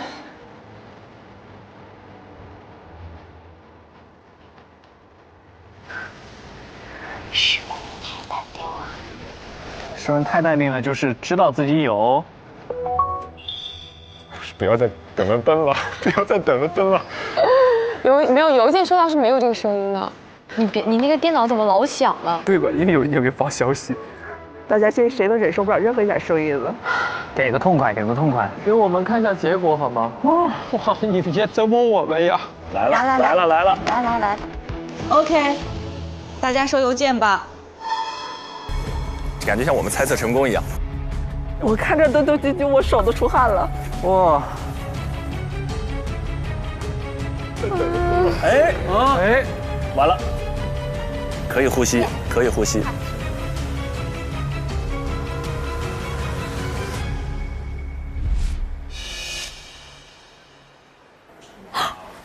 雨佳，骂死他！骂死他！骂死他！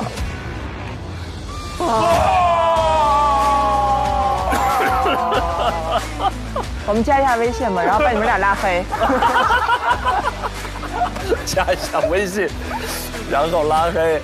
居然是我们，是我们。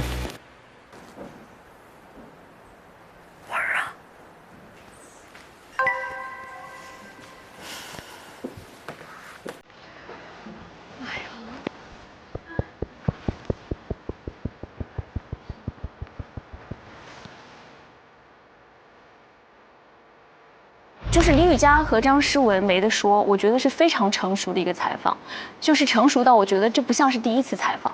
什么在羊圈里唱歌这事儿，我还一直真挺感兴趣的。大家的反应和反馈，你是有预料到的吗？就是那一刻您在想什么呢？改名字的这个过程和您的脱胎换骨是有连接的吗？对您来说是一种压力吗？在参加歌手，很多的人可能对咱感觉有一点，哎呀，听不懂你的胡说。你有没有就是被打击到过？被打击的不要太多。走起山西，寒潮我觉得很亲切。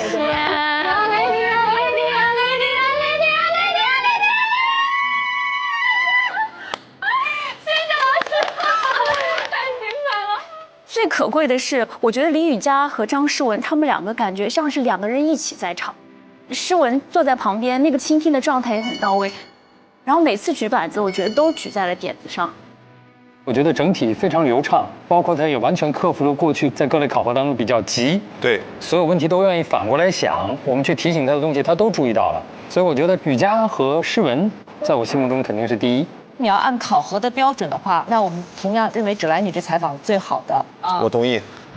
哇，太好了！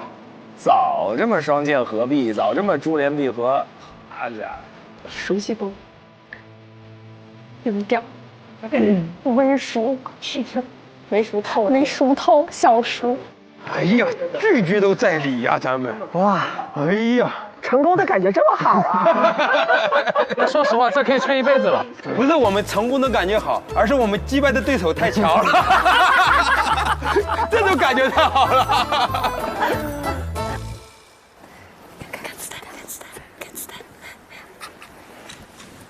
哎呦，太开心了，开心了，开心了，不容易。哇哦，30分喽！感谢信任，感谢信任。这个真的要感激韵林，两个人搭档很默契。耶，可以，我很满足，我非常满足。庞征有他特别可贵的地方，但我们今天比的是采访的能力。Fly 这一组是他需要调动所有的采访的基本的技巧跟能力，是在里面是展现了的。那你是什么时候正式的跟你父母说我已经走上职业这条路了？哪个转折点你会觉得自己有点扛不住了？那他走完你有没有偷偷的哭？但事实证明，在19年的那个冬季赛，你也确实把它切了，就是那场比赛你们队里也闹了一些毛病。那然后是怎么解决的？一人给自己的一把呢？谁先打的？我先打的。其实通过刚刚跟你的交流，我也感受到，就是一个冠军选手，不单单是你的故事有一飞冲天，还有更多的是卷土重来。确实技巧上，王韵林更像主持人，更成熟一点，更老练一些。对，我也比较倾向于第2名给到韵林，就是 Fly 这组。哎呀，真好。没事儿，我们赢得了心理的秩序，对不对？我们忠于内心的感受。可我还想要有成功的表象。我们猜的2组是对的，顺序猜反了。但有人连顺序也猜对了呀。是的 ，Master。还在学校呢。这个。牛。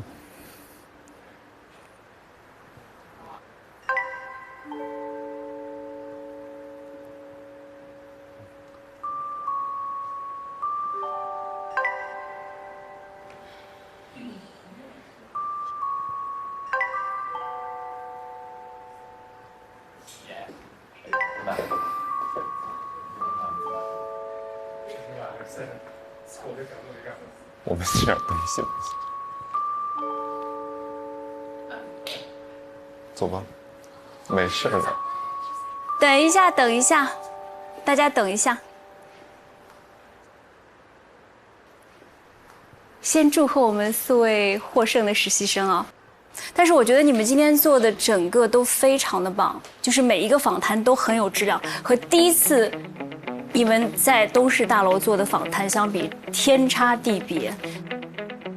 所以要恭喜你们每一个人，也要感谢你们每个人努力付出。然后呢，还有一个额外的惊喜要给大家。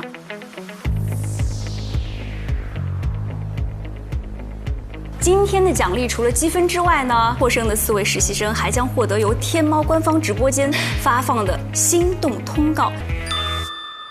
作为特邀主持人，参与到天猫双11的特别盛典。哇！在天猫1年1度最盛大的购物狂欢当中呢，带薪探宝带领亿万网友解锁双11的精彩。让我们恭喜雨佳、诗文、子泰、韵林解锁天猫官方直播间的心动通告，期待双11看到你们大显身手。不错，不错，不错，不错，谢谢。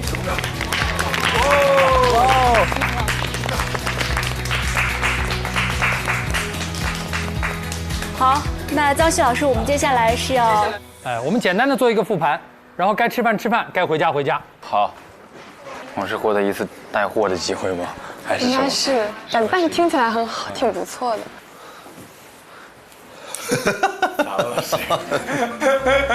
咋了？来，描述一下你们的心情。非常满足，非常开心，非常兴奋。干嘛？这 AK47都压不住了是吧？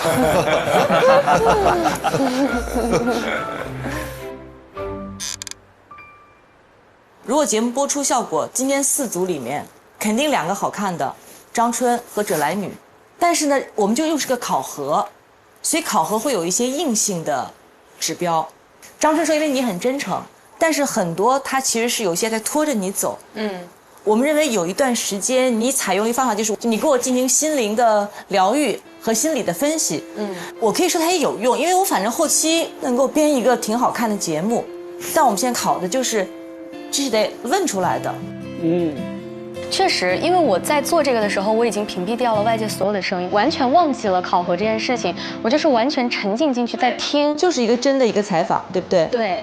但是我在听的时候，我又在想，确实我的话语占有量是很少的。因为他在讲那一大段话里面，我其实可以摘出好几个不同的主题，然后我一下就不知道我这个脚该往哪儿踩。我就是听他说完了，然后我可能脑子里10个小时在打架，这个说那个，这个说那个，但最后我出了一个所以还是有一定的问题的。但是你这个临场能力挺强的，因为你讲了一个冰淇淋店，当时我的话我就会事后再给你纠正，就是那个信息有误。他的习惯就是直接现场告诉你，那瞬间你没慌，或者你慌了，你的专业知识让一般的人看不出来你慌了，非常非常好的。王宇，你今天真的给的这个情绪价值太好了，给足了。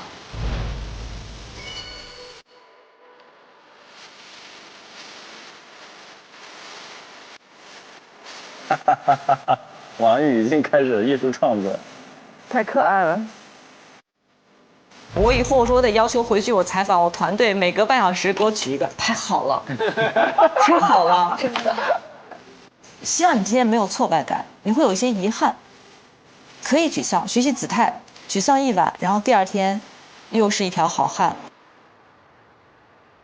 现在就过了，就放下了，也不要再因为这个事情 emo 了。对，因为一路走来，我觉得你们总体也是有输有赢，这也非常非常正常。其实可以学到蛮多东西的。通过你们2个合作完成的这个访谈，让我对者来女有了一个更全面的、深刻的认识。而且这个第一是我们4位老师没有任何疑义的公认的结果，所以我觉得这是你们2个人一起团结协作能够达成的一个最好的结果啊！班长和学习委员一起给你们班争了一个第1，非常好。谢谢老师。行了，今天可以开开心心睡一觉。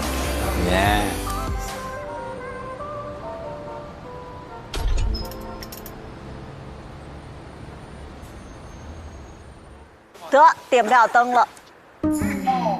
不是有点挫败的问题，是我们现在容错率已经很低了，朋友们。因为今天是我们的第7期录制，而我们现在在第7期结束之后只有5盏灯，那就是说接下来所有期里面我们最多还能错1次，对吧？不要给自己压力。虽然这盏灯没有亮，但这说明所有孩子们有多么接近。是。这8位当中的水准是不是毫厘之间？不是，而且真的就是你这一路看他们到现在，你有点不敢相信。你感觉第1期是不是演的呀？第1期是不是故意就不喜欢叶丽静老师？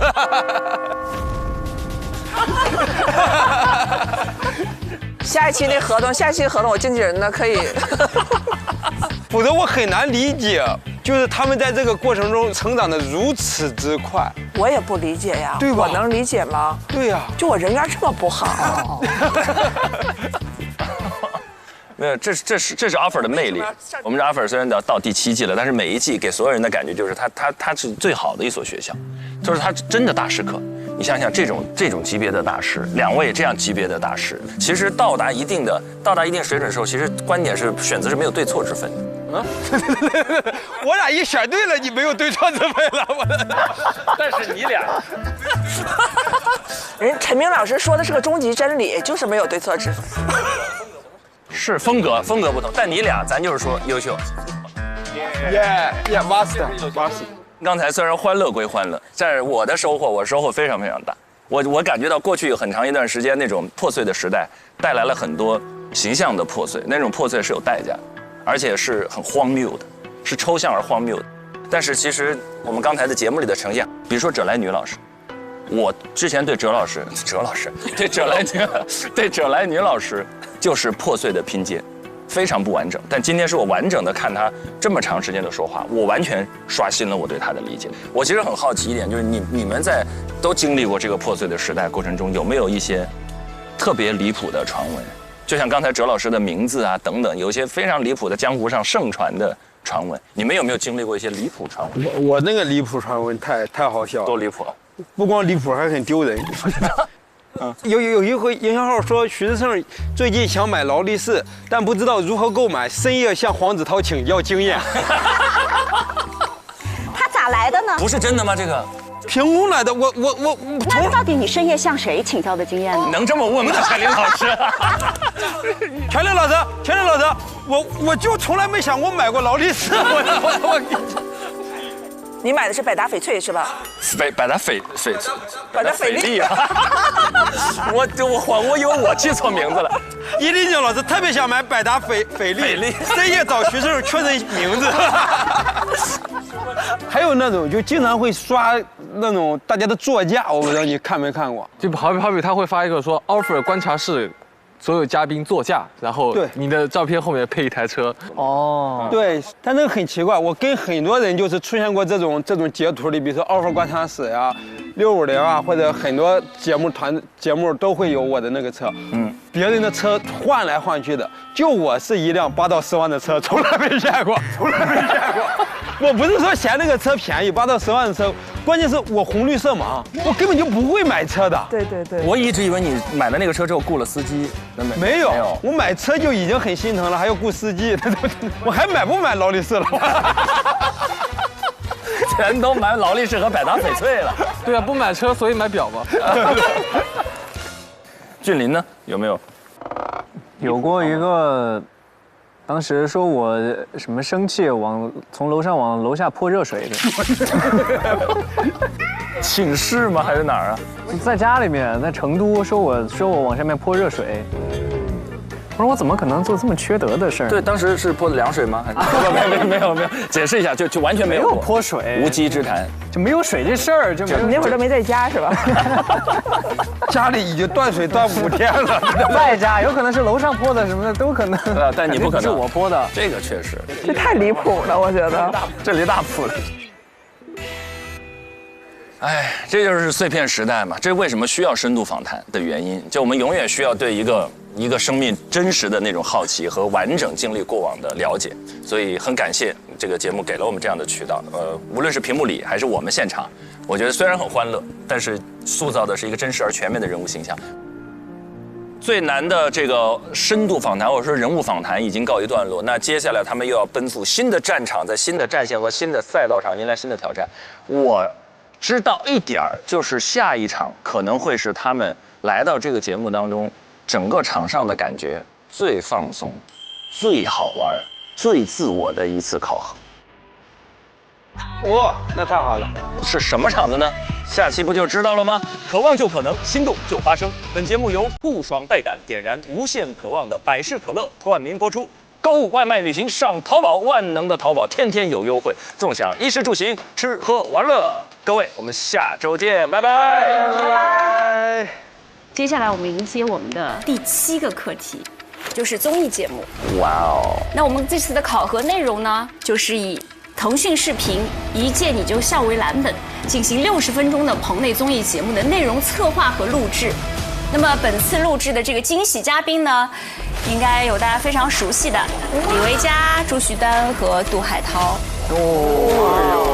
一共8位实习生，分成2组，每4个人组成一个主持团。你们要坐飞机前往长沙。接下来呢，我们就进行一见你就笑最后一期的杀青连排。他们是带他们彩排一下，他们要另外策划一期。来，现场准备，3、2、1，走。可以。慧姐，哎呀，多么，帅的老子。我可以啊，王玉。他在这个节目里彻底打开了自己。我们是迪丽迪哥。你看王玉不一样吧？王玉放开了。好，3、2、1，来了。来上班啦！真正关锁办公室会着火。哇！西哥拼了！哎呦喂！哇哦！怎么办？我就制服了吧！张老师，你最喜欢的实习生是谁？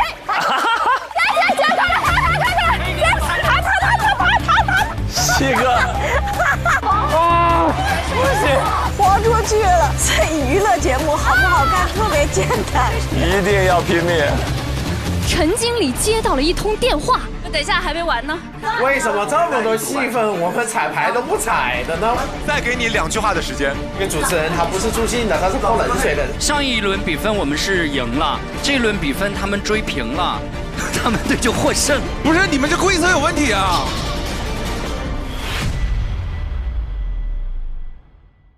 渴望就可能，心动就发生。本节目由酷爽带感点燃无限渴望的百事可乐冠名播出。双11上淘宝更优惠。本节目由天猫双11赞助播出。华为全新旗舰平板电脑 MatePad Pro 5G 强光炫光，轻松大手笔。你想成为怎样的人？在追逐的梦怎样成真？你带着对未来的疑问，奔跑着，前行着，坚持着，拼搏着，你可以打破极限。搜索令人心动的 offer， 用尽全力唱出一片令人心动的 offer 话题讨论，选出你看好的主题新生，见证最终 offer 的诞生。上微博带话题令人心动的 offer， 分享天天名场面。更多节目精彩资讯尽在新浪娱乐微博综艺、新浪综艺。上新浪新闻客户端搜令人心动的 offer， 看节目更多精彩内容。百度一下你就知道，上百度 APP 看百度热搜 ，get 更多热点内容。独家中文百科合作伙伴百度百科。上百度搜索令人心动的 offer， 精彩内容尽在百度百科。上知乎搜令人心动的 offer， 解锁更多精彩讨论。上前程无忧51兆，收获心动的 offer。感谢丽丽城传媒。如果你对内容行业感兴趣，欢迎在腾讯校招官网 join.qq.com 投递峨眉派专项，等你来实习。令人心动的 offer 尽在腾讯校招，等你来拿。每周3、周4 12点 SVIP 更新，19点 VIP 更新，会员抢先看1周。周5 12点 SVIP 抢先看加更版，19点 VIP 会员专享，看更多精彩内容。周6 12点 SVIP 抢先看衍生，陪你看 offer，19点 VIP 会员专享。